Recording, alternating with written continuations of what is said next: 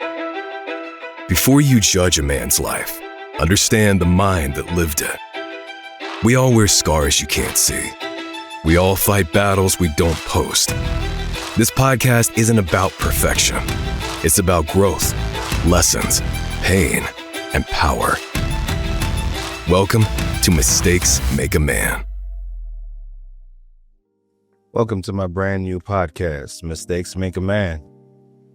Before I ask anyone else to open up, I have to be willing to do it myself. This episode is about truth, growth, pain, and purpose. The experiences that shaped the man I am today. No filters, no image, just honesty. I am your host, Dion FOBB Reap Caracciolo. For those who don't know me, FOBB Reap is my stage name, and the FOBB Reap stands for Fear of Being Broke. Today's episode is brought to you by the children's book, Harrison Daddy. Perfect for kids ages 6 to 24 months. It teaches your young kings and queens what feelings are, how to recognize them, and how to express themselves in a healthy way. I created this podcast because there are a lot of people who believe they know me. They judge the decisions I've made and often feel that many of my choices were wrong. But who truly decides what's wrong and what's right? What works for one person might not work for another. My mindset is different. My struggles are different. My life experiences have shaped me in the ways that might not be visible on the surface. While someone else may have a righteous or a conventional way to overcome a situation, that path might not exist for me. I may have to solve my problems in ways others wouldn't choose, not because I'm wrong, but because my journey is different.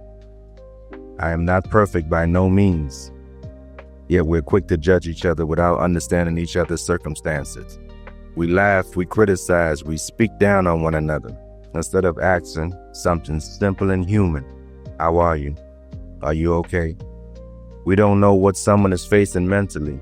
We don't know if they have eaten. We don't know if they have a safe place to sleep at night. Still, we gossip. We assume, we tear each other down. The reality is we all walk around wearing masks. People pretend to be strong, pretend to be fine, pretend to be something they're not, just to make it through the day. This podcast is me choosing to remove that mask. I'm here to set the record straight. I'm giving you a deep dive into the mindset of how I think, why I think the way I do, what shaped me, and what I believe. Not for sympathy, not for validation, but for understanding. And hopefully by the end of this journey, by the end of my life, you won't just know my name, you'll understand me. Everybody has a story behind their choices, but these are the mistakes that made this man. Okay. It felt pretty good to get that out. Let's get serious for a minute. I've had a lot of struggles in my life. I've been through a lot, but because, I don't go around talking about it, people judge, people say things, people joke, people talk like they know me, but you don't know my life. You just know what you see. You don't know what I struggle with behind closed doors. So, let me take y'all back to the beginning. I was raised in Trinidad. 99% of the time, I felt like I didn't belong there. The kids would run around outside, no shoes on, barefooted.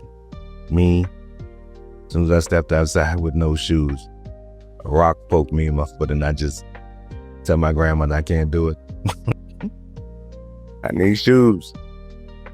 And she always used to laugh and say, you don't belong here. You're not one of us. Not saying in a bad way like she wanted to get rid of me, but, she just felt Trinidad wasn't my place. The other kids would run around in the rain, in the thunderstorm, lightning flashing. I'd be in the bed, under the sheets, under the blanket. So I definitely used to get laughed at, teased a lot. Like, I wasn't like the normal boys that, climbed trees and played rough and fist fight, you know. I was more the dreamer, wondering what else is out there. You stand and you know, we lived on the mountains in Trinidad. So you could stand at the front of the house and you could see the ocean, the water just going and going and going. And I always wondered what's on the other side. What else is out there? Is this the life I'm meant to live? Is this the place I'm meant to be? Like, what else could it be? And I don't think any 10-year-old was thinking the way I thought. Most 10-year-olds, they knew this is where I was born, this is where I was growing up, this is it. Nobody wonders about somewhere else they've never seen or never been to. We didn't have cable, so I didn't know a lot of stuff that was going on around the world, but I felt like there was so much life out there. Like, this wasn't just it for me. So, I was a dreamer. I got picked on, I got bullied, I got abused. I think around the age of 10, 11, my mom was already in America. My dad never really wanted much to do with me. His mom was Indian, whatever it is you want to call it. And for some reason, she just didn't like me.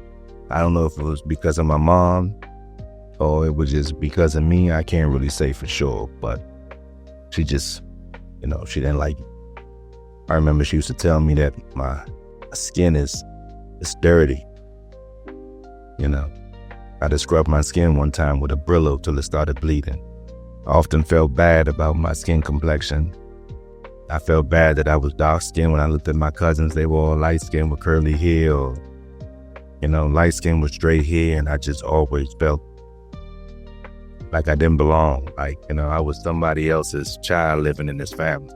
So when I hear people say, I feel like I was born in the wrong body, stuff like that, I respect them because honestly, I felt like I was born in the wrong place. I drank bleach one time. I felt like the bleach would have lightened my skin. I drank bleach, got sick for a while.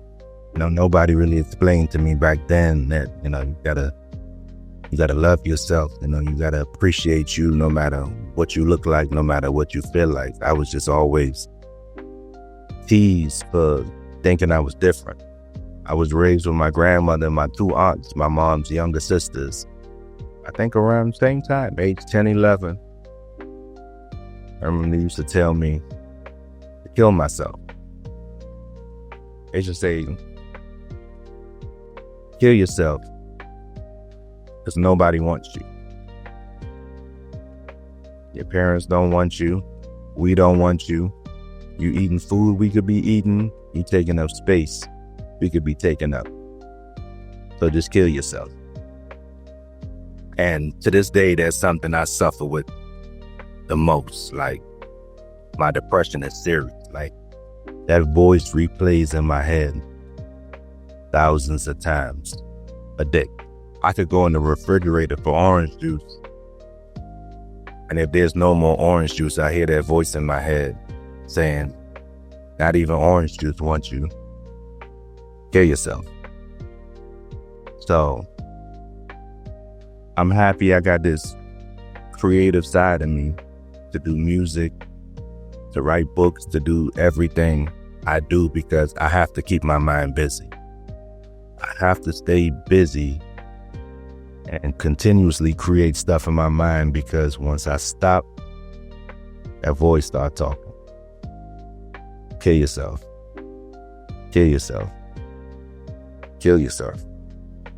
So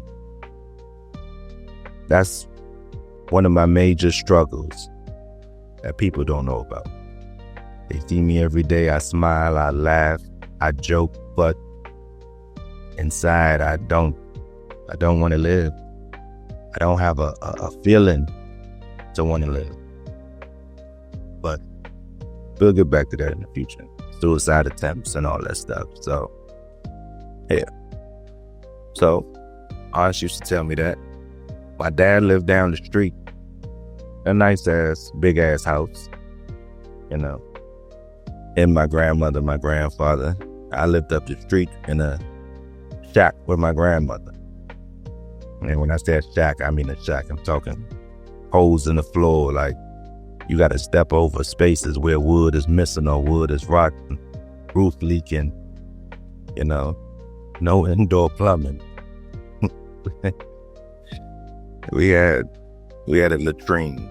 For people who don't know what a latrine is, thinking back about it now is one of the scariest things I ever experienced. Imagine waking up 1 a.m. and you got to go to the bathroom and you have to leave the house and walk down a dark trail to go inside a wooden box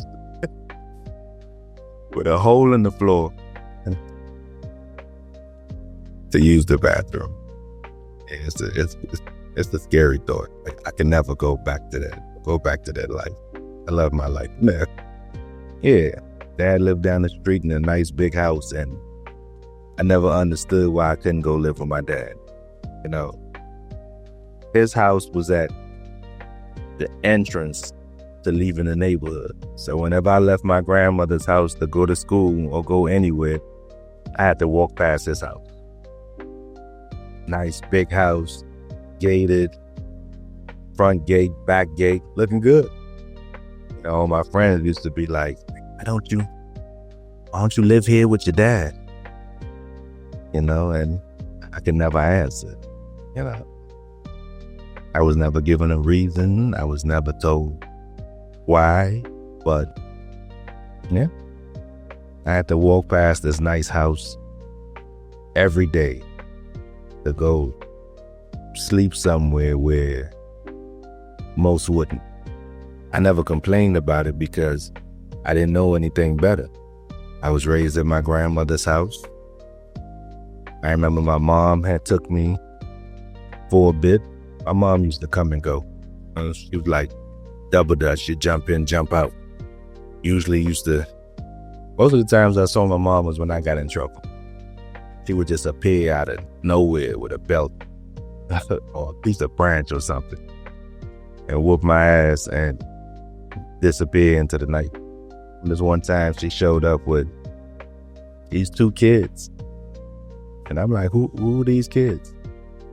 She's like, the guy I'm talking to, these are his kids, and, you know, we're going to the circus.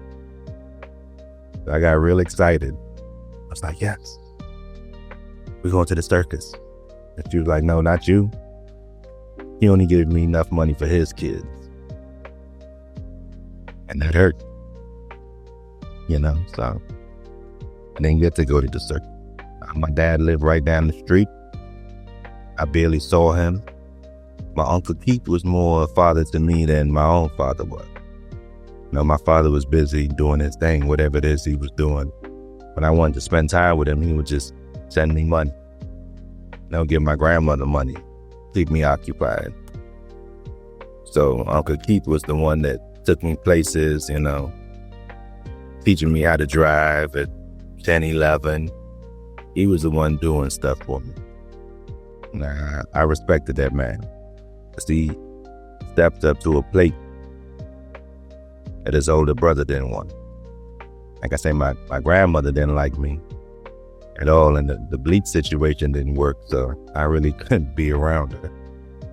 But my grandfather was my love, man. You know, no matter what my grandmother said to me, all my dad did to me, my grandfather always used to tell me, you know, you're gonna make it out of here one day.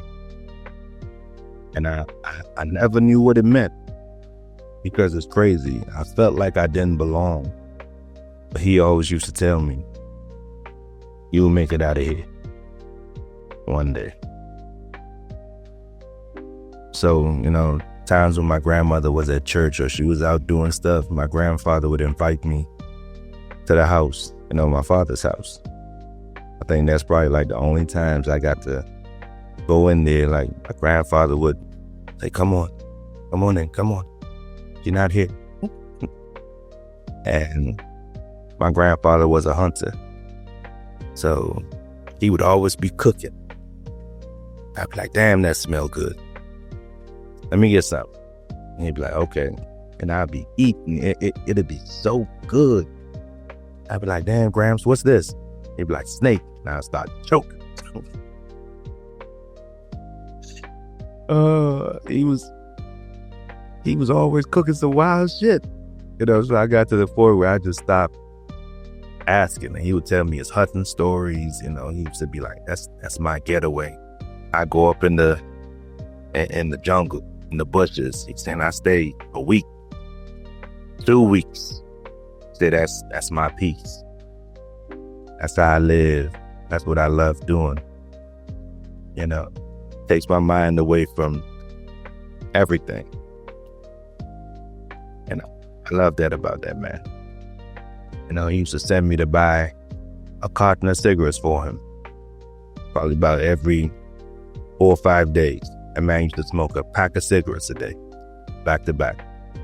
As soon as one go out, light up another one. I think they call that a chain smoker. So, now let me continue. So, one day, I'm in Trinidad, and my grandmother tells me, your dad is coming to get you. And I was like, for real?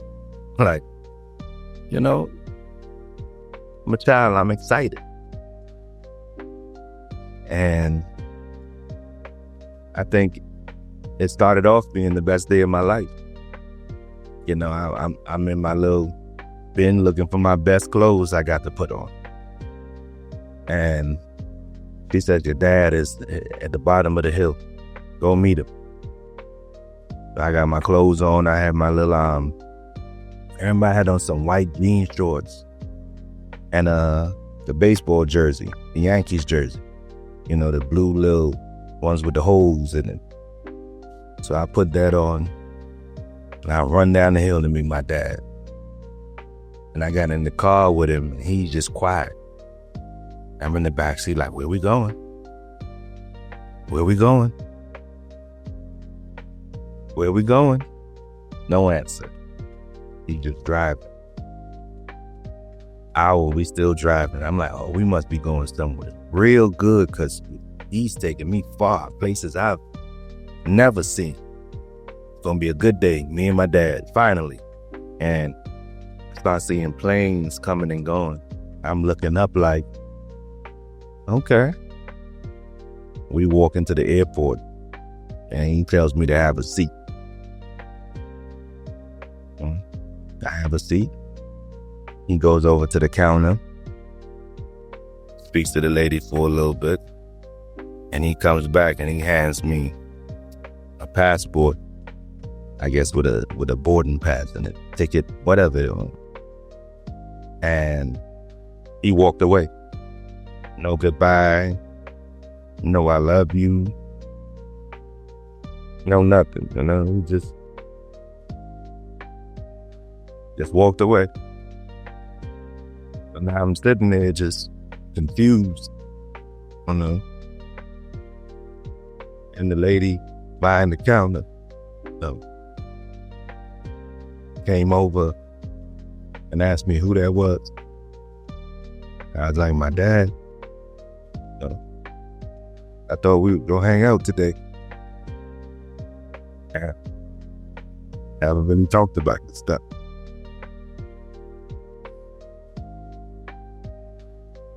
She's like, and he just left? I said, yeah, well, maybe he went to go get something. She was like, well, I'll keep an eye on you until he come back. So I'm sitting there.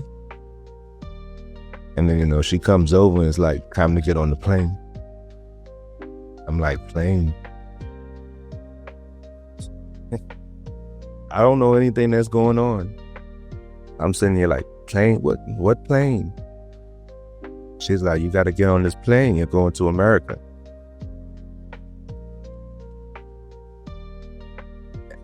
I'm like, okay. Don't know what any of that means. Just, I'm going to America. All right. So, she makes sure I get on the plane, got a seat, got me some snacks, something to drink. And I still remember, she was like, just remember God loves you. Don't know why she said that, but, felt good. So, okay. I'm on this plane now. Landed at JFK Airport. Got off the plane, get out. My mom's out there waiting on me. I think she asked me where was my bag or my suitcase, and I was like, it's just me, it's all I have. My shirt, my jeans, and my shoes. I think what hurt about that situation the most, besides my dad, like, I didn't get to tell the woman that raised me I was leaving. Didn't get to tell my grandfather I was leaving. My friend, my neighbors, To this day, people think I just disappeared. They went to sleep, woke up, the next morning I was gone. I tell people, sometimes be careful what you pray for. Because I always felt like I didn't belong. And then I was gone without a trace. I hurt a lot of people because they felt like I just abandoned them. You couldn't tell me you was leaving. You couldn't say anything. I lost a lot of good people over something I had no clue of. So, okay. Land in Brooklyn. Sad, but I'm excited. As before I left Trinidad, we got some cable. So, you watching NYPD on TV and all these shows. Like, I understand why a lot of Caribbean people end up in New York, because it's a lot of TV shows about New York. So I think we gravitate to New York. But, you always used to hear these stories, As soon as you land in America, you get a mansion and a Bentley. So I'm excited to walk out of this airport because I'm like, ooh, I can't wait to see my mom's Bentley. And we get outside. I came here on September 11th. Crazy date, but, that was before the whole 9/11 situation.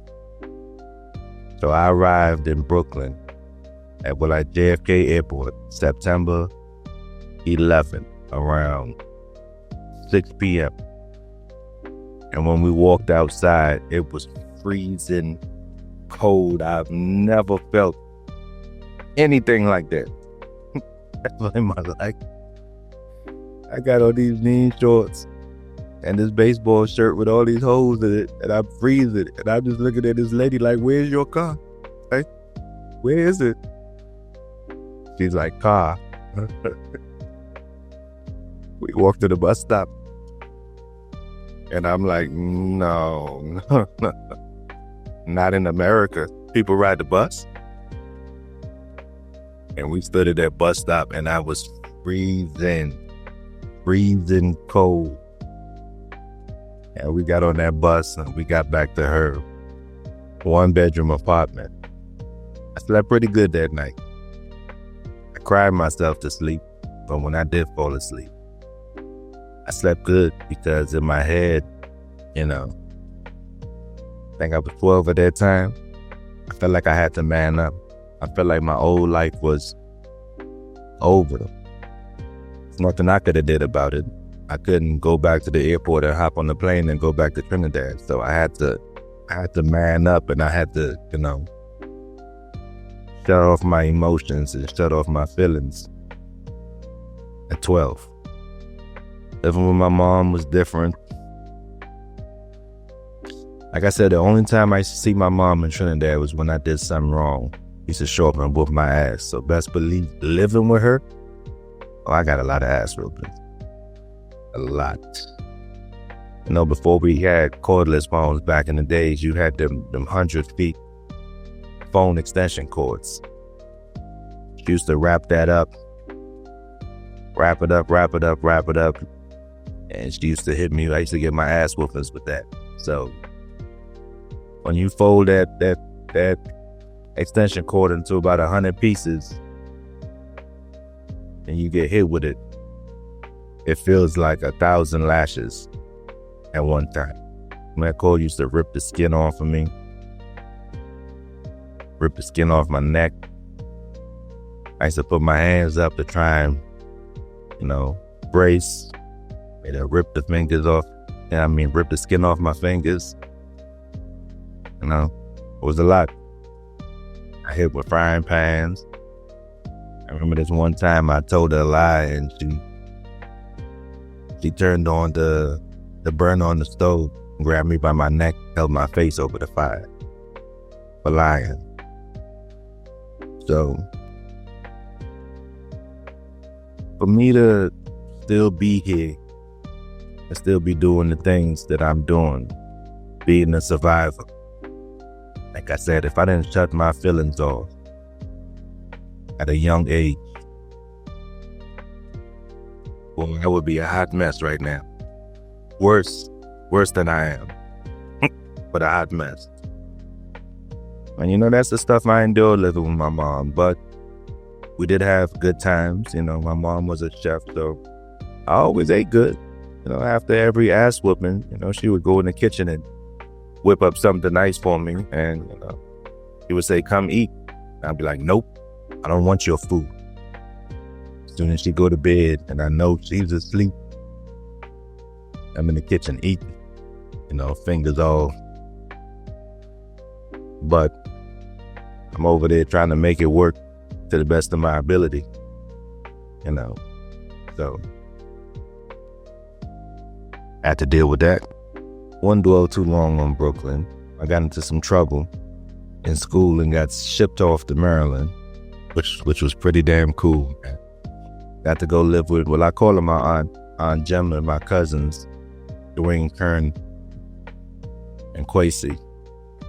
That was a different style of living right there.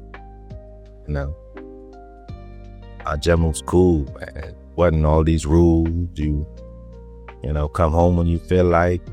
Didn't feel like going to school. You didn't have to. It was the complete opposite living with my mom. But I try to tell people, fun don't always mean better. My mom was a very responsible person. She had her ways, but she made sure I did great at everything I tried. Gemma was the opposite. So her eldest son, Dwayne, was like a brother to me. I knew Dwayne. We used to leave Trinidad, go to Tobago and visit Dwayne. So Dwayne was like a brother to me. So when we got together, we ran wild. Dwayne was a smoker. I never really got into, smoking drugs. That wasn't my thing. Liquor was always my thing. So we young, 15, 16. He's smoking, drinking, getting into trouble, fighting, running the street. By the way, I was never really a fighter. I got into fights because of Dwayne's ass. Everybody Dwayne saw, Dwayne had to throw his fists up like, "Come on." I'd be like, "Oh my God, we about to go see these girls. We about to go do this. Nah, let me get this out the way real quick." So I was that person that, when I felt like the fight was going on too long, I'll pick up a rock or a brick or a piece of wood or something, and hit the person with it. Yes, I know that's not ideal, but that's stuff I needed to do. And that all that, fist, all that stuff takes it. I can fight, but I'm not a fighter. I prefer not to. Prefer not to waste my energy on people. So being around Lanley Park, 16, growing up, doing crime, robbing people, selling drugs. Weed sales was heavy, but I hooked up with a friend of mine and he started teaching me about crack. And I was like, I tried it. It's sold, but, it's not for me, And when he pulled it out and showed me what he had, his crack was like dirt brown. I'm like, that's not crack. Crack I had was lily white. And he was like, no, that's trash. And of course, I didn't believe him. I'm like, I'm around people every day, the whole crew, Anquan, E-Man, Smack, we like 20 deep. That's the friends, family. I said, and you trying to tell me your crack is better than the crack they got. They've been selling this shit for a while. So he's like, you don't believe me? Take it. He gave me an 8-ball. Said, go serve it to your fiends and let me know the results. So chop this 8-ball up, all dubs, because I want to get rid of it fast. Like, I don't want to deal with this bullshit. So I chop it up in bigger rocks to get rid of it. And I had a crackhead bodyguard named Keith. Keith was a black belt in karate, but Keith was on crack. So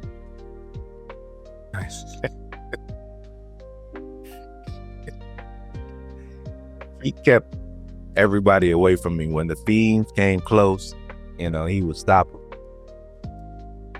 He'd take the money from him, bring the money to me, take the crack from me, give it to them, and tell them be gone. And at the end of the night, I paid Keith and crack. Keith used to get high, hit that crack pipe, and start talking like Donald Duck. That man would hit that pipe and be like,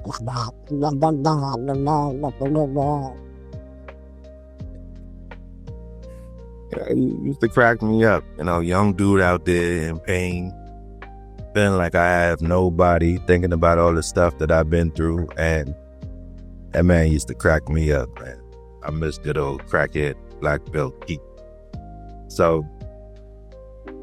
when I chopped up this brown ass 8-ball, Keith asked me for, he like, can you cut one of them dubs in half and let me test it? I said, of course you would want to test crack, like, sure, whatever. So I chopped one in half, gave him a little dime rock. Keith left. Keith came back an hour later with about 15 people. 15 crackheads. And Keith said, what was that shit that you gave me? I was like, I knew it was some bullshit.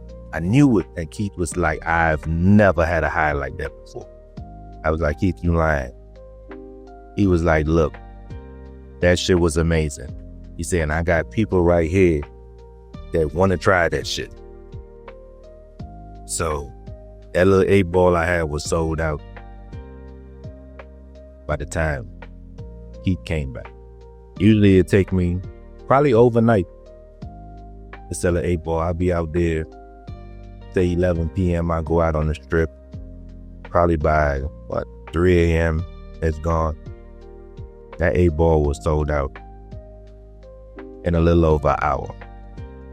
So now I'm hitting my man back and I'm like, yo, I don't know what that shit is, but I need more. And I think that's one of my mistakes. I'm really overzealous when I get excited about something, or I know I'm good at it. I try to be the best that I could possibly be. So now I got way more of that shit. Talking about a good ounce. And I know it's good, so I'm chopping it up tiny, like, smaller than a dime rock. But I'm selling it for like 18, 20, 25. Now I'm looking at the person that's coming, and I'm charging them based on how they look, what car they pulled up in. So sell it. And then, fiends start coming to me that I know belong to my cousin, belong to my friends. And I'm like, I can't sell to y'all. You so-and-so's fiend. You so-and-so. I'm like, it's respect. We don't do that around. Like, what we used to do was call each other like, hey, your fiend out here looking for you. Come get this money. And that's what I was doing. People would get mad. So what they started doing was they would give Keith the money to go buy it from me for them. And boy, I tell you, the quickest way to lose friends is by selling to their fiends. I mean, people I was locked in with. You talking about blood brothers. We fight for each other, we kill for each other, we die for each other. Turn on me quick. I'm like, yo, I didn't do it on purpose. And the way they wanted to solve the situation was give us the connect that you have and we'll let it go. I wasn't willing to do that because I knew if everybody had what I had, I wouldn't be special anymore. And, all I've ever wanted was to be special, was to be different from everybody else. So I refused to give up the connect, and, shit changed for me. My stash spot started getting robbed. Money I had hidden in the house would disappear. Like I would have 10 grand here, 5 grand here, 20 grand here. I had money stashed at the neighbor's apartment, all gone. And the only person that knew where my stash was Dwayne. Because Dwayne used to sell weed, but Dwayne also smoked weed. So I smoke a lot of his product. Be short on his re-up. So I used to tell him, if you ever short, I got money here, I got money there, I got money there. Like, take what you need. Everything was gone. All my money, all my drugs, and I'm asking him like, yo, I don't know nothing about that. But, his loyalty was more to our friends than me, because I feel like I started rising. I started being better than him. I started being smarter than him. So his loyalty wasn't to me anymore, because I started hanging out with people that were doing things on a bigger level than they was. And jealousy is a motherfucker. So I was in a situation now where everything I worked for is gone.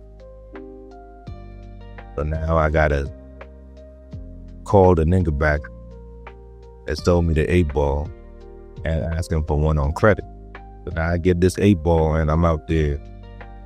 But I can't serve in the spot that we usually serve at on the strip. I got to start going other places. Stack my money back up.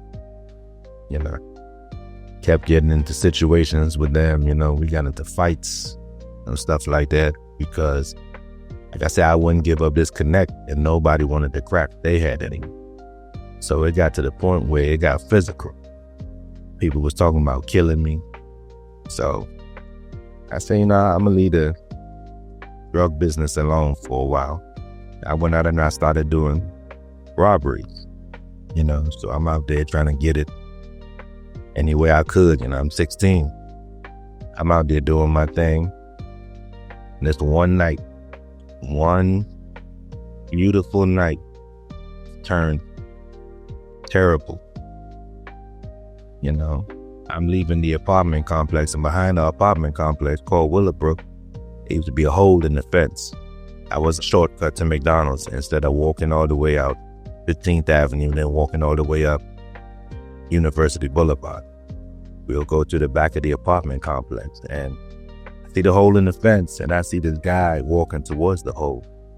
So I run and I jump through the hole before him. When I jump through the hole, all of a sudden I'm laying on my back looking up at the sky. And I look over and this guy is laughing at me. Like, yeah, that's why I knocked your bitch ass out. He was snoring and everything. And I'm just looking like, it's no way this man put his hands on me. So I get up, and the first thing I reached for was my gun, because I was going to kill him. And I realized I didn't have my gun on me. Thank God for that. So me and this guy start rumbling. We fight. And he falls, and his head is by the sewer drain where the water go down into the sewers. It got that little hole in the concrete right there for the water to go down. His head falls right there, and I kick him in his head. Honestly, I thought he was dead.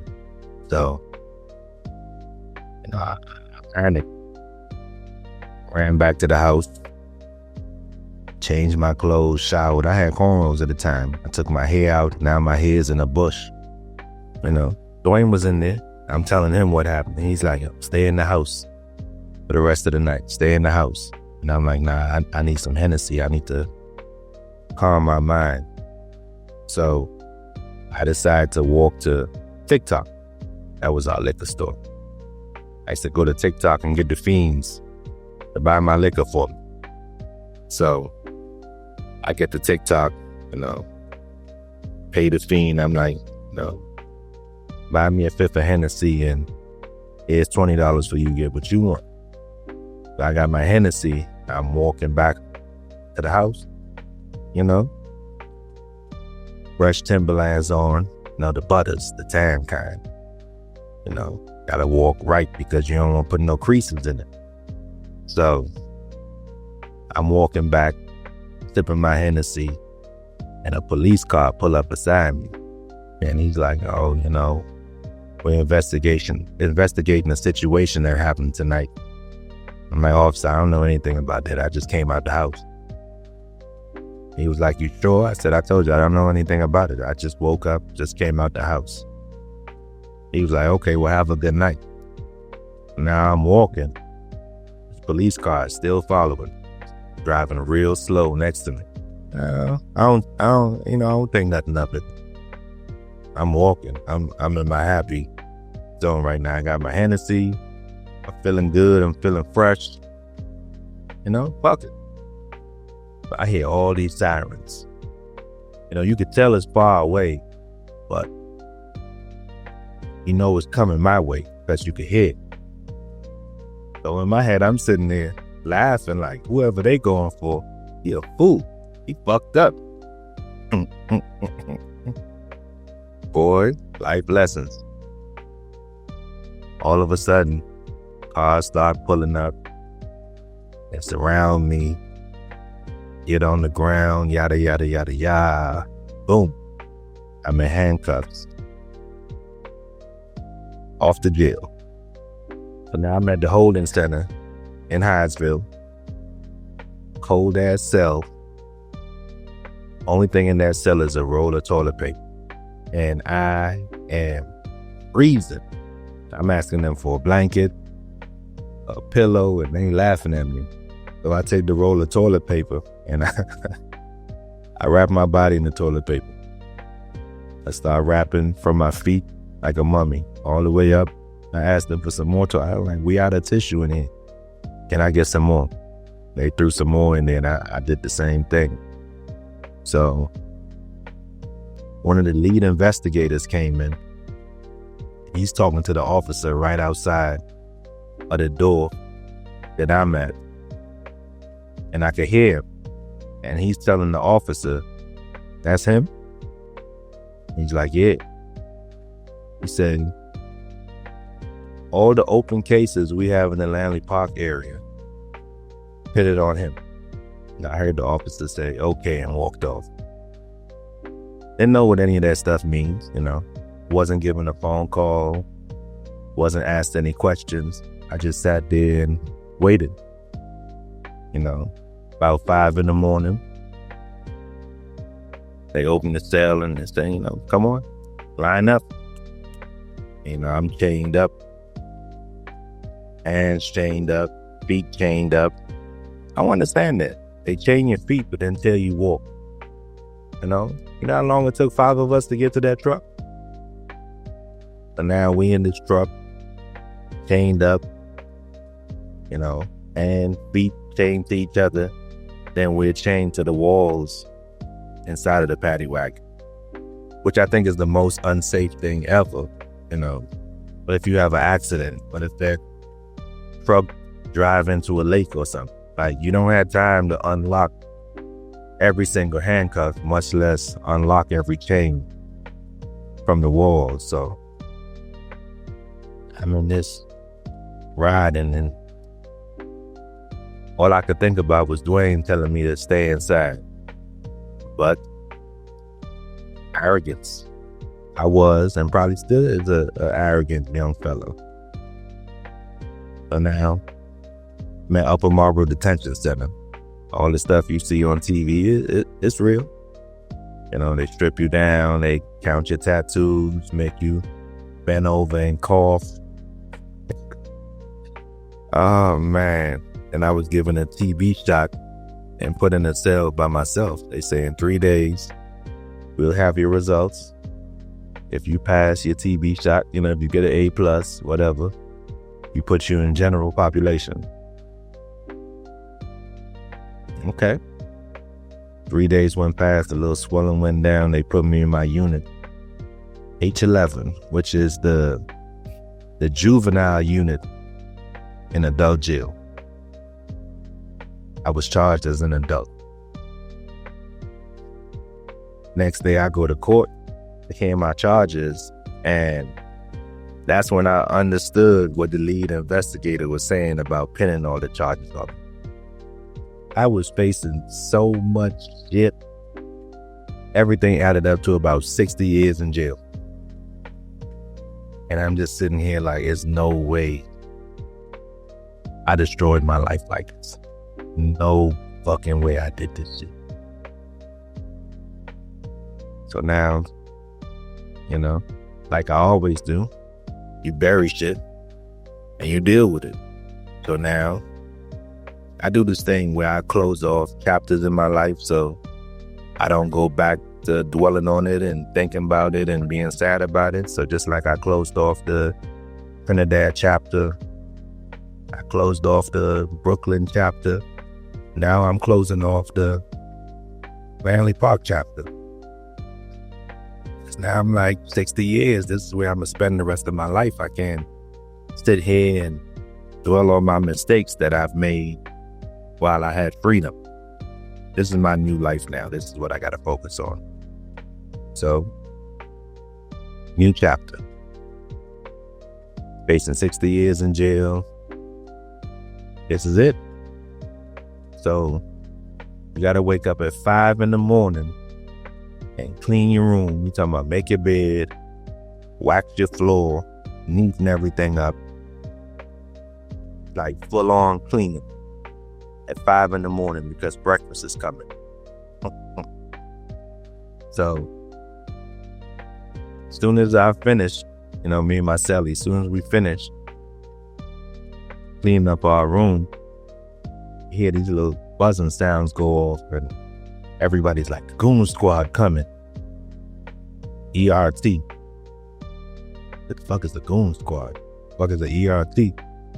They come in the door, big black uniforms, and it's a nigga they call Zeus.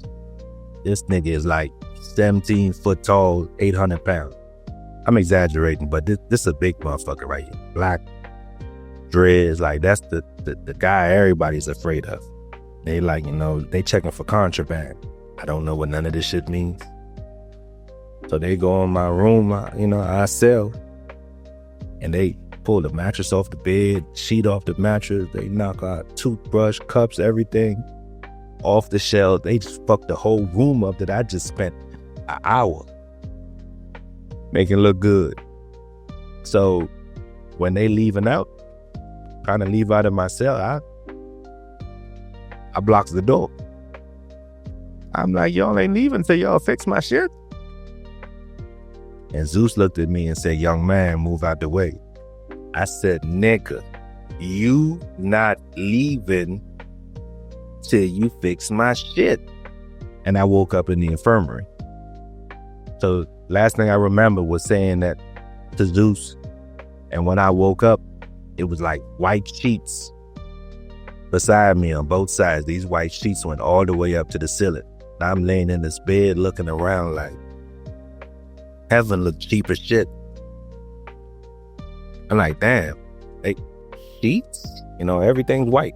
Bed's white, floor white, white sheets going up to the ceiling, white ceiling. I'm just like, this is what people work so hard to get to? Like, it's terrible in here. And somebody pulled the curtain and was like, well, you're not in heaven. You're in the infirmary. I was like, explain. He was like, This is where you go when you get injured. I was like, but I didn't get injured. He was like, yes, you did. You've been out for 2 days.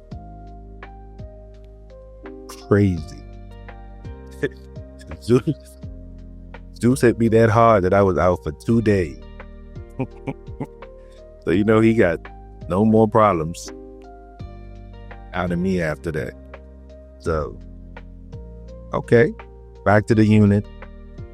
Made a lot of good friends, man. My cellie, his name was Leroy.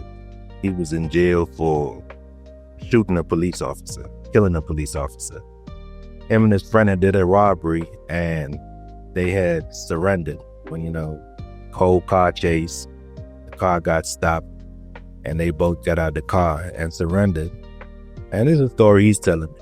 And he's like, the officers told them to throw their guns, throw it on the ground, toss it over to them. So they said they did that. So they both pulled their guns out, tossed it over. And while they were walking to the officers, one of the officers shot his friend.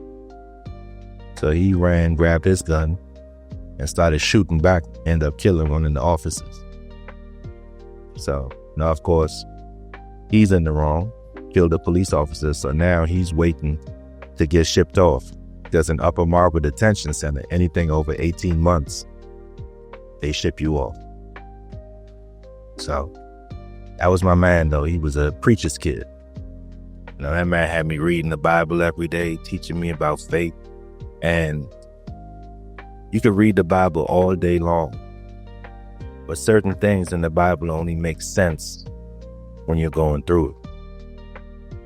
And I've been through some shit, and that was just at 16. So I'm reading this Bible with this dude every day. We doing 200 push-ups a day, 200 sit-ups a day, getting me in shape. Like, you gotta keep these guys off of you in here. So, we working out morning, evening, night. That was my man. That was a real brother. Hope Leroy's okay. Went to court. My victim didn't show up. Of course, my lawyer's like, that's a good thing because the judge gonna dismiss the case. Didn't get dismissed. They rescheduled it. Went back again. They rescheduled it. And my lawyer's telling the judge, after 2 times, if the victim don't show up, you got to dismiss the case. And the judge looked at me and said, I don't like him. So I'm going to keep rescheduling this until the victim shows up. I sat in there for a year. And my last court date, the victim showed up because they pretty much said if he didn't show up, they were going to put out a warrant for his arrest. So my last court date, I'm talking, the victim is there, his family is there, and every police officer from that night was in that courtroom. And the first thing went through my head was, oh shit, I'm going to jail. And my victim was the one that saved me from going to jail. Regardless of what the situation was, he felt like he was in the wrong for putting his hands on the minor. Even though I did what I did, probably damaged that man, probably messed up his brain, he felt like he was in the wrong and I shouldn't be in jail. And that was a special moment for me because I didn't know good people like that still exist. I know if the situation was reversed, I would have fried my black ass. I'd have been like, look, I can't think no more. I can't eat no more. I can't use my hand. I would have fried the shit out of my black ass. But he chose not to. And I think that was the first time I chose not to give up on this world. He showed me that regardless of what trash ass people I run into, there are still good people out. I just need to find them. And of course, my charges end up getting pushed down to juvenile, and I got sent to Cheltenham. That was rough too. It didn't have enough beds, so I was sleeping on the concrete floor, the cold concrete floor. You wake up the next morning, the whole side of your face swollen. I'm laying on the cold concrete floor. Stayed there for a while until, I got put on probation, sent back to school. Well, I couldn't go back to High Point anymore, so I got sent to a school out in Wheaton called Einstein. Rich kids. Kids pulling up nice ass cars, parents taking them out of the country every weekend. Going to High Point, it wasn't like that. We all had, cheese sandwiches for lunch, and we all rode that bus back and forth every day. But, I'm looking at this school, they got open lunches, and life was just different for these people. But then I met Valerie Warshaw. Beautiful, wonderful white lady. Taught me construction, showed me the love I never really got from a parent. Then I met Leisha Galinsky, a friend of hers. So Valerie and Leisha were always like moms to me. Helped me get my license, bought me my first truck, like really got me together. So, that blessing of being released led me to meeting other good people that, gave me more of a reason not to give up on life. They took really good care of me, and to this day, I'm thankful for them. Very thankful. They are amazing people. 21, when I had my son, that's when I decided to completely give the streets up, because I didn't want to be in a situation where somebody come looking for me and I wasn't there and found my son. So, gave the street life up. Started hustling in Comcast, selling cable boxes and modems, and running lines to people TVs for their kids and stuff. So that became my hustle. I sit back and I'm really rethinking my life now and looking back on things, and I've had a lot of blessings. I felt like I made a lot of mistakes. My son's mom wasn't the most adventurous person. She wasn't like me. I have a new business plan, new business idea every day.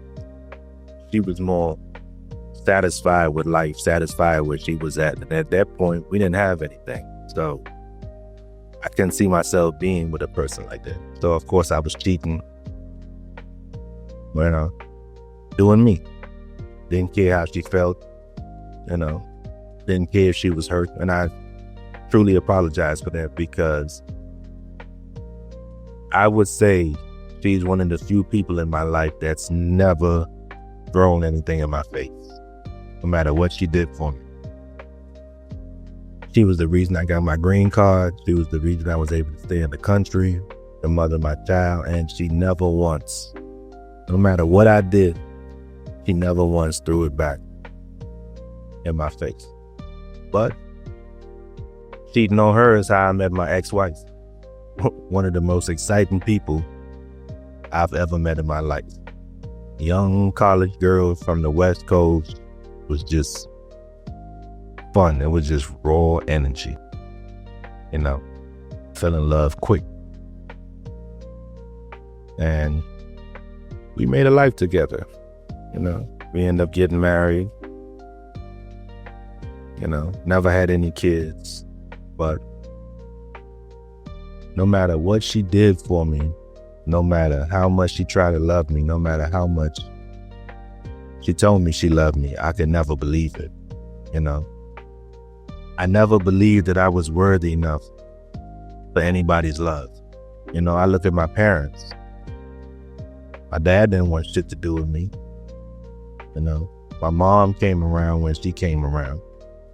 They never told me they loved me. They never hugged me, told me I could be president, I could be great, I could do whatever I want in my life. Like, no, my mom just punished me. My dad never cared. Couldn't get a conversation out of him. So, yeah, my ex-wife, Renita, I look back now and I feel like she truly, truly loved me. But I fucked that up royally because of my mental issue.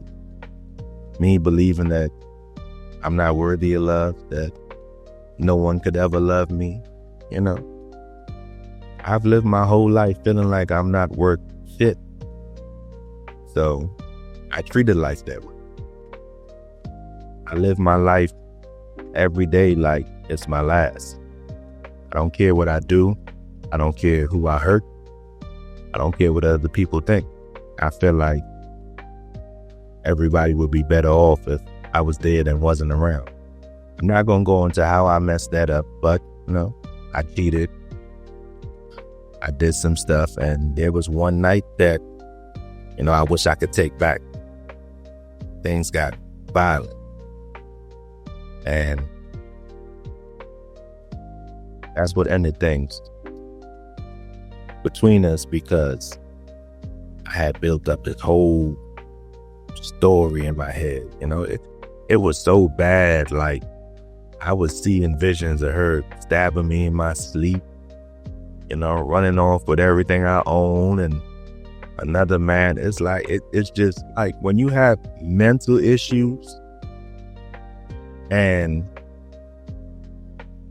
when you don't keep your faith strong, it's like a 24/7 attack.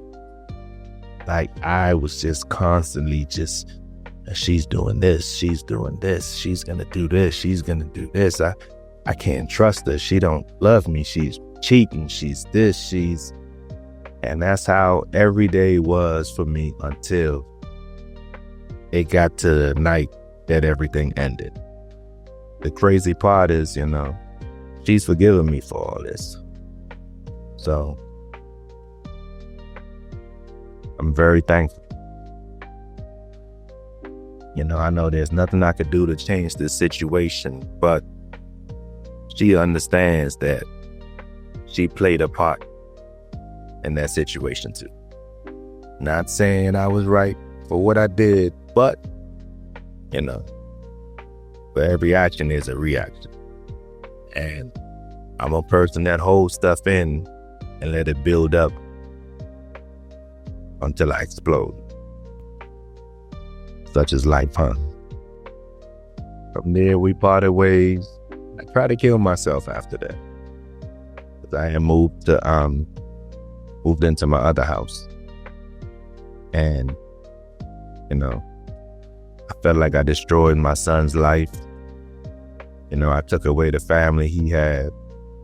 I felt like I hurt her, and I just feel like I didn't need to live anymore. Like, they would be better off if I was just dead and gone. So I remember that night I laid in the bed and I put the gun to my head. And I didn't do it because I was like, I don't want my son to find me like this. Blood everywhere, brains blown out. So what I did was, I had a bottle of Excedrin, like the 100 pills that I've been taking for a while. So I knew I took at least 50 pills that night. And I drank that fifth of Hennessy, and I laid back on the bed on my pillow. And I'm not telling anybody to try this, but I think that was one of the greatest feelings I ever felt. All the noise around me disappeared. Everything got so quiet, and I just felt like I was sinking. Like, if you ever seen, what's that movie, Get Out? When he was in the chair and fell through and started sinking, that's how I felt. I felt like I was sinking into nothingness. So I could see myself falling into this black nothingness, and I could see, looking up, I could still see my bed, but I'm falling further and further from it. And the lower I felt, the more peaceful I felt. That was the best feeling I ever had in my life. It was just quiet. It was peace. I felt warm. I felt cool. I felt no pain. Oh my God, it was the greatest feeling ever. And I woke up the next morning. I woke up feeling like Superman the next morning. No back pain, no headache, no hangover, no muscle pain, no knee pain. You know, the stuff that I usually feel, I felt nothing. Those Excedrins did an amazing job. You know, and that's when I realized, like, I'm here for a reason. You know, even though I want to end my life, it's not my life to take because I didn't give myself this life. And I feel like it's going to be over when God decides for it to be over. So I started looking for a reason to live. I was like, you know, my wife is gone. Can't do nothing to change that. I need to find a reason to live. And the person that I am, I'm always putting stuff in my notes. You know, stuff I want to do now, stuff I want to do later, stuff I've created, but I'm going to get back to. And I went through my notes and I found FOBB. And I was like, you know, I always wanted to start this company. FOBB means fear of being broke. That is my biggest fear. My biggest fear is being broke. My second biggest fear is mud. I hate stepping in it. I hate the way it feels. I hate the sinking feeling. I hate the way it looks. It looks like doo-doo. So yes, I'm afraid of mud. If we ever get into a fight and you throw mud on me, I pass the fuck out. So yes, my fears are being broke and mud. Also have a fear of being happy. Part of me never want to experience happiness because I never want it to be taken away. So it may sound silly to you, but to me, that's how I look at it. So yeah, I found it, FOBB, stuff in my notes, and I'm just like, I need to do this. So I started this company and I got back to my music, got back to expressing myself. You know, I think in 2020, I put out 10 albums. I put out a lot of music because it kept me focused. It kept me from wanting to kill myself. It kept me busy, writing song after song. Every beat I could find, I wrote to. And all my music is available on all streaming platforms. FOBB Reap. Go check it out. Most of the stuff is not really mastered, but that's what I'm getting around to now, like remastering songs, you know, getting it clear. But I put it out there because I knew I was going to come back to it later on. So now I'm doing that. I got a reason to live now, like doing music again. I'm happy, like I'm living for me. And then like a situation happened where a blast from the past appears. I get a call from my Uncle Keith. Uncle Keith called. Says he's in Brooklyn.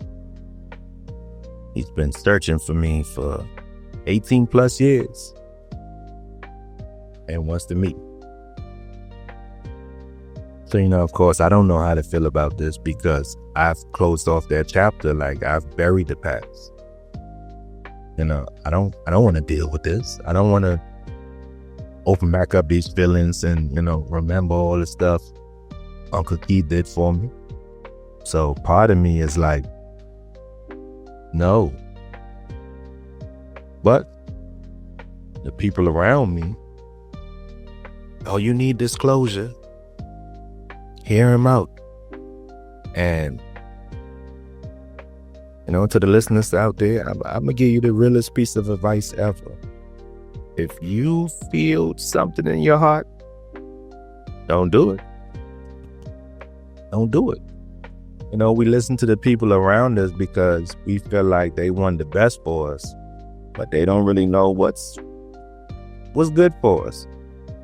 So I understand they were looking out for me in that situation, like, go meet him, go talk to him, hear him out. But I knew in my heart that was the worst possible thing I could do. So I drive 4 hours to Brooklyn to meet this man. When he sees me, he breaks down crying. I'm talking snot, tears coming out his eyes, crying. He brought his wife with him, and he brought his daughter. And when I left Trinidad, I knew about his son, but I didn't know he had a daughter. So now, like, we sitting down at the table at this restaurant. This man can't stop crying. He's telling me, I've been searching for you for years. I've been asking your mom. I've been asking your dad. Nobody wanted to tell me where you was at. You're like a son to me. And all this time went past, and I was so hurt. And of course, tears want to come to my eyes too, but I'm a gangster. I'm just like, nah, I can't really open this door back up. So I'm now I got the door shut and I got my foot on the door because the door is trying to open, but I'm closed because I don't want these feelings to come rushing back. So I'm trying my best to keep my foot on this door. So we leave the restaurant. We hop in my truck. He's like, oh, I hear you do music and all that stuff. And so, I'm playing my music for him. And, him, his wife, his daughter, they in the truck like, oh, yeah. So now, like, I'm feeling good because nobody in my family, besides my little brothers, ever really cared about my music. So now it's like, it's getting harder and harder to keep that door closed. Like, I could feel my foot being pushed back. And I'm just like, you know what, D? Fuck it. This man went through all this to find you. Stop being an ass. So I opened that door. All these feelings, memories come rushing back. Uncle Keith, like, we had the greatest day ever. We went from Brooklyn, Queens, back to Brooklyn. I'm showing him stuff, where I used to be at, where I went to school, or, everything. We going down memory lane. And at the end of the day, this man tells me, I'm sorry for everything you've been through. Because, I told him my story. He's like, I'm sorry for everything you've been through, but I'm here now. And I promise you that I will never go another day without talking to you. I promise. Hugged me, gave me a kiss. I think that's the one and only time a man ever kissed me, because I don't really play them games, family or not. But, he wanted to show me love I've never experienced. So, of course, gave me a kiss. And I was like, wow. I just remember driving back to Maryland like, wow, this was a good day. I'm happy I did it. Uncle Keith is back, person I could talk to about anything. I could tell Uncle Keith about my criminal ways, and while everybody else a judge, Uncle Keith will have a story about, I remember when I did that. So he was always my man. Back then I wasn't doing nothing criminal, but I knew all about his criminal stories and all the coke he used to snort and all that stuff. Uncle Keith was like my hero. And I got back to Maryland and I'm telling everybody, and they're like, yes, told you it was going to be a good day. Told you. And the next day I woke up, excited, because I'm like, Uncle Keith gonna call sometime throughout the day. No call. Said, okay, maybe he's busy, he got his family with him, he's, doing stuff. You give it a chance. Next day, no call. Third day, I call. His wife answers. And I'm like, hey, Alicia, checking on Uncle Keith. What's going on? She's like, he's sick. I'm like, okay. Like, too sick to talk, or, like dying sick? She's like, oh, he's just sick, and, once he get better, I'll tell him give you a call. Oh, man, I think we're going on about 6 years now. I ain't heard from Uncle Keith yet. I feel like what hurts the most about it is because I opened that door. I let all these feelings come rushing back. If I had never opened that door, I wouldn't give a fuck if that man called or not. But because I opened that door and believed everything he said, those memories came rushing back, reminding me all over when my dad walked out of the airport. It's like people are constantly walking out of my life, constantly being abandoned by people that's supposed to care about me. Now, it's a difference. When you got a girlfriend or a wife or a friend, they not obligated to you.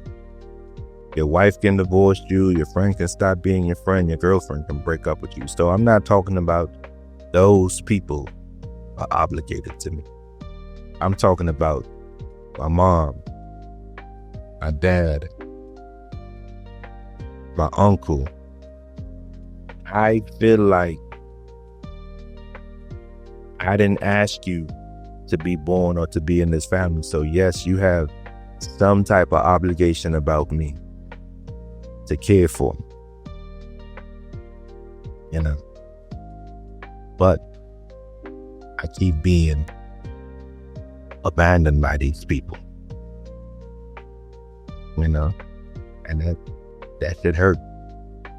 But the thing is, when I close that door and close off my feelings, I'm closing it off to everything. So when I do meet someone that cares about me or love me, that door is closed because of the pain I've been through, because of the stuff I've been through. So not only is it closed to the people that's obligated to me, it's closed to the people that want to be obligated to me, and I don't know how to separate that. So these people are trying their best to show me love, but my feelings are shut off because I don't want to be hurt. I don't want to be abandoned. So I treat them the way I treat them, and I'm always the bad guy in every scenario. I'm not doing it on purpose. I do a lot for people. I'm not out here trying to hurt people, but by me protecting myself, I'm hurting others. And it's a fucked up life because I can't experience happiness if I don't give myself a chance to be happy. Too much pain come with it. If I open that door to let happiness in, I'm letting in 41 years of pain. And I just feel like that's not worth being happy for a short period of time. So of course, I have a daughter now, remarried again to a wonderful individual, but I feel she's just like me. We both got our doors closed. We both closed off our feelings. And I thought that would have been the best thing for me, to have somebody like me that don't feel, but now it feels weird because, the time when you want to feel a little bit of love, you want somebody to hold you, touch you, kiss you, I don't get that because we two gangsters in a relationship. We have sex. Sex is great. We speak our minds. We speak honestly, but that feeling of love is not really there. Like, we'll do something for each other to show we love each other before we express how we feel about each other. And that was pretty much cool with me until I had my daughter. Like, me having this little girl, knowing she almost died at birth, umbilical cord was wrapped around her neck, her heart rate was dropping, and my wife had to have an emergency C-section. So me going from not caring about anything, because I love my son, but I'll be real, not as much as I love my daughter. That's my boy though. That's my man. That's my homie. I wish him the best. I love him and I push him to be great every day. But this little girl has changed me in ways nobody ever have and nobody ever could. So for me going from not caring about something to loving something so much, it's crazy because I didn't think that would be me. So now that I have so much love from this little girl, now I'm looking for it from my wife. But like I said, she's a gangster like me. So it was like,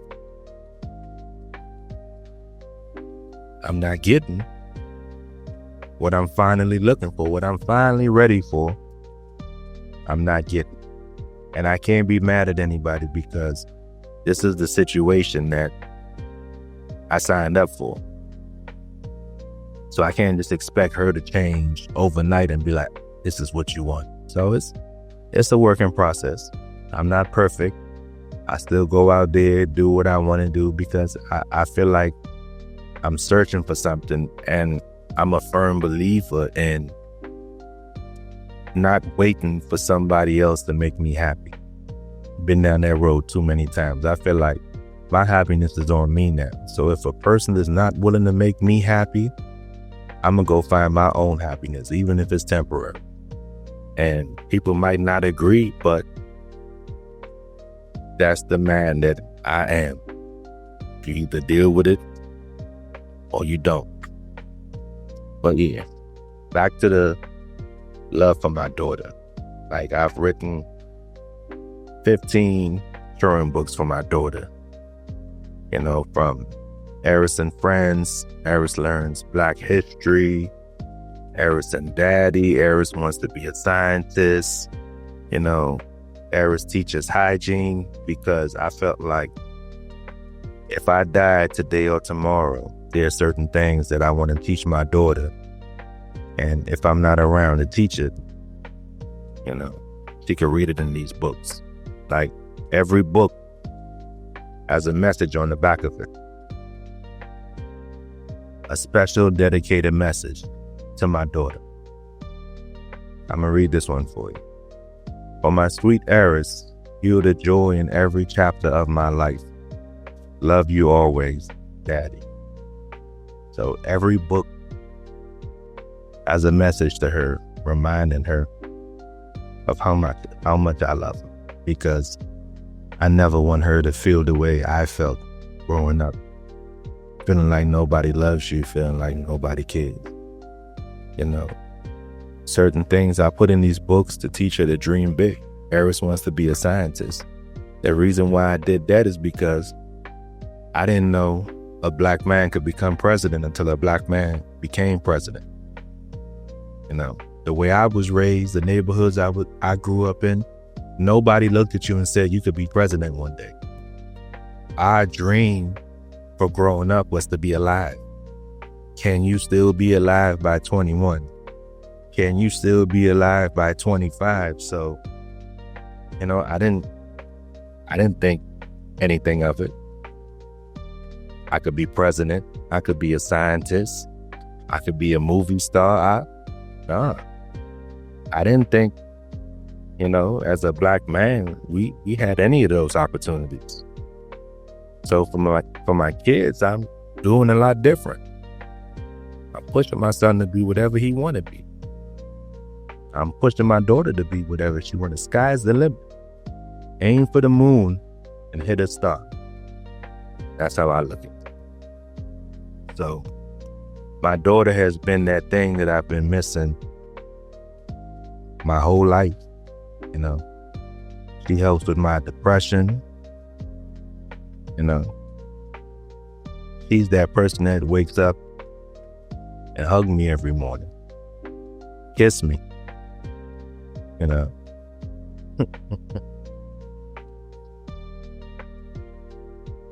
if I only knew life would be or could be this great, I probably would have changed my mindset a long time ago. Not saying I regret marrying my wife or being with my wife or anything like that. Like, I don't regret anything, but I just feel like if I had changed my mindset a long time ago, I could have experienced this joy a little bit earlier. But everything happens for a reason. I had a situation last year where I was accused of, drugging and gang raping women and leaving them on the side of the highway naked to die. Popped up all over social media. And, the first thing I could think to myself was I that much of a fucked up individual that somebody would put something like this on my name? I don't remember the bad things I've done to everybody. It wasn't no shit like that, because definitely I would be in jail by now. But was I that bad of a person that somebody would put something like that on my name? That hurt. I did go out for drinks with that female, knowing, yes, I'm a married man, but like I said, I find a way to make myself happy. So people can judge. Once again, I'm not the first man that ever cheated, and I'm not going to be the last man that ever cheated. But as long as me and my wife good, we communicate, I'm good. So yes, I did go out with that female. We had a lot of drinks because I had a lot on my mind that day. Dropped her off.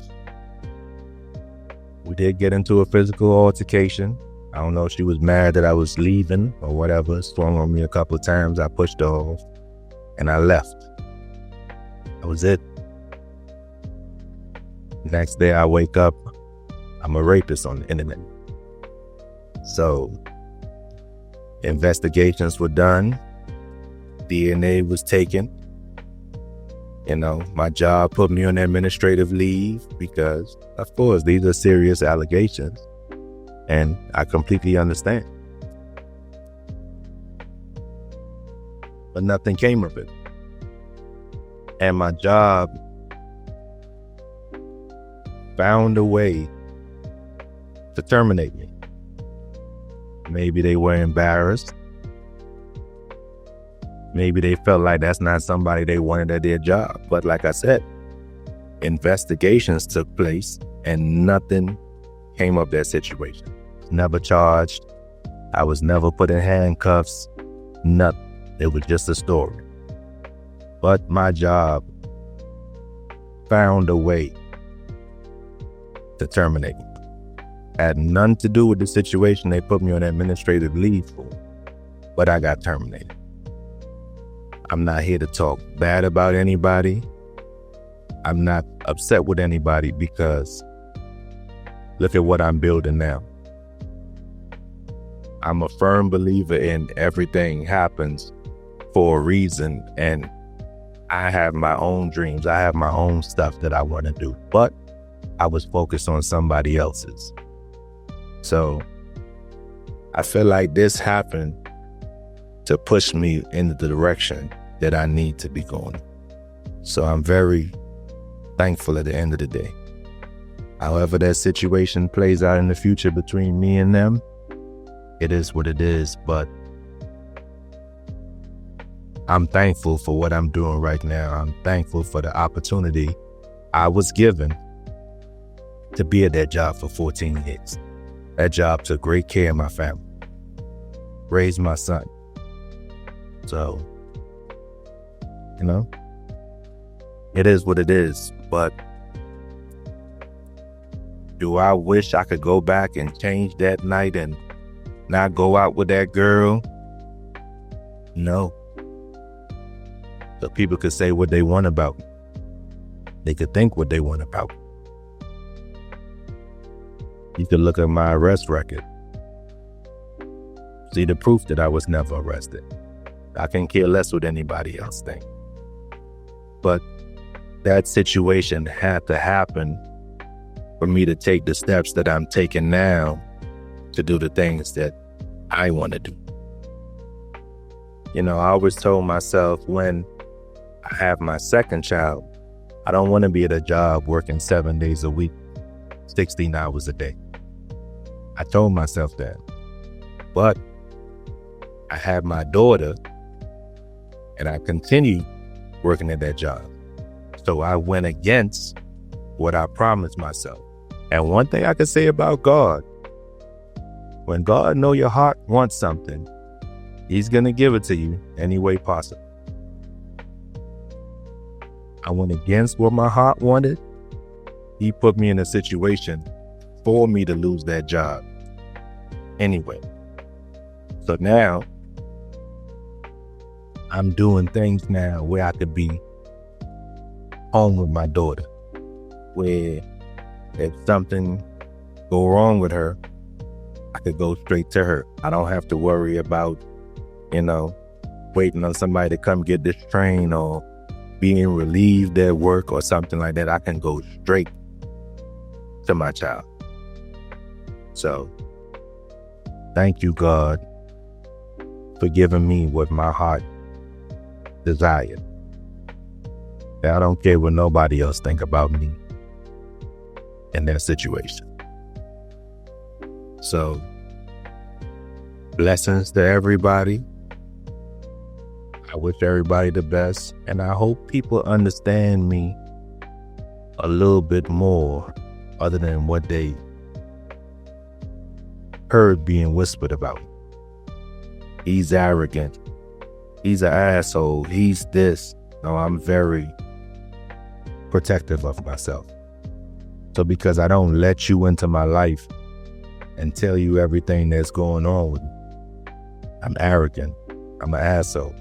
Because I go out and buy nice things and you see it, whether it's in person or on the internet, I'm an asshole.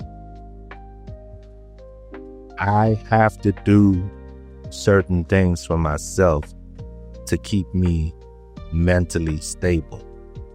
I can't live in a box like everybody else. I can't wake up every day, go to work, come home, deal with the kids, go to sleep, wake up, go to work, come home, deal with the kids. I can't live a life like that. That's a life that I would take my life quick, fast, and in a hurry. That's where the name Reap comes from.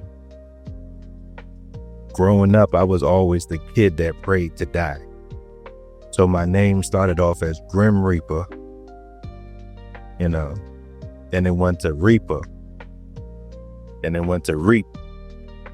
Now it's FOBB Reap, because I put my company name together with my rap name. So that's where that name comes from, because I was always that kid that prayed to die. Most people want success. Most people want riches. I've always prayed to not be here. And now I'm seeing that this is exactly where I need to be. I needed to tell my story. People needed to hear this, not just to clear up what people think about me, but I know there are people out there going through the same struggles as me, and they need to hear this.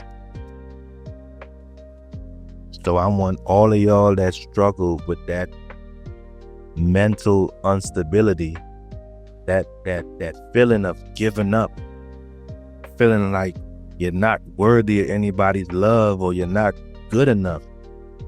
I love you. If nobody else loves you, I love you. Message me. Talk to me. Shit, because I don't want to see anybody give up. Fight. Continue fighting. Keep fighting. I have a really great friend, B. And I was telling B that I was on the verge of taking my life because I felt like I was losing everything after my divorce. And B said the smartest shit to me that anybody has ever said. He said, so when you were homeless, eating out of trash cans, you never thought of killing yourself? I said, no. He said, but now everything you have, you're on the verge of losing half of it. And now you want to kill yourself. He said, think about it. When you had nothing, you didn't want to commit suicide. But now you about to have half of everything. And you want to kill yourself. And I sat back and I thought about that shit. I'm just like, damn. I didn't argue with him. He's my person I talk to whenever I'm going through something. So I'm telling all of y'all now, y'all can talk to me. I listen. I help in any way I could. Because people don't understand how this feels. You know, I have days when I'm depressed, can't get out of the bed, I don't want to eat, I don't want to do anything, I just want to die. And my ex-wife used to tell me, man up. You a man. Man up. Stop making excuses, man up. But for the people who don't have this disease that we have, they would never understand. You can't man up in a situation like that because everything in you is telling you you're not good enough. End it. Nobody loves you. Nobody wants you. You are better off not being here. End it. That's not a situation you can man up from. And that used to hurt me a lot. But like I said, I had to find ways to make me okay with me. A lot of people might not understand it. A lot of people might not like it. But I have to make these decisions so I don't end my own life. I don't care how nobody feels about it. So I'm telling y'all right now, it is not okay to give up. Talk to somebody who will listen and who will not judge. It's hard to bring up this topic because people look at you like you crazy, like something's wrong with you, like whatever. But you need to find that person that will listen or has the same life experience as you. So I want to thank y'all for listening. I want to thank y'all for being part of the Mistake Make a Man podcast. I don't even know if I said it right. Mistakes make a man. You know, I'm new to this, so I get it together. Never thought I'd be a person to say this, but I just want to spread love now. I want everybody to feel loved. I want everybody to feel wanted. I want everybody to feel like they have a purpose. Find something that you love doing, that you would do even if you don't make $1 doing it. Find that thing because it will keep your mind occupied and put your mental disease at rest. It will give it a break, put it in the background. Find something you love doing and not a person, because if that person hurt you or break your heart, you will go right back to wanting to die. Find something, whether it's writing, whether it's singing, whether it's dancing, whether it's going to the gym. Find that thing that makes you happy and keep your mind occupied. So, I'm going to end it with this. Before you judge a person's decisions, first understand the mind that made them. I'm not saying every decision is right, but who are you to judge a life you've never lived? I don't know if that's deep enough, but it'll hit home in some places, and some places it won't. Stop judging people. Stop thinking you know people until you actually sit down and have a conversation with that person. I love y'all. Be blessed. And good night. Every decision has a story. Every mistake has a lesson. Before you judge a man's choices, understand the mind that made them. I'm not saying every decision is right, but who are you to judge a life you've never lived? This is Mistakes Make a Man with Dion FOBB Reap Caracciolo. Until next time, grow through what you go through.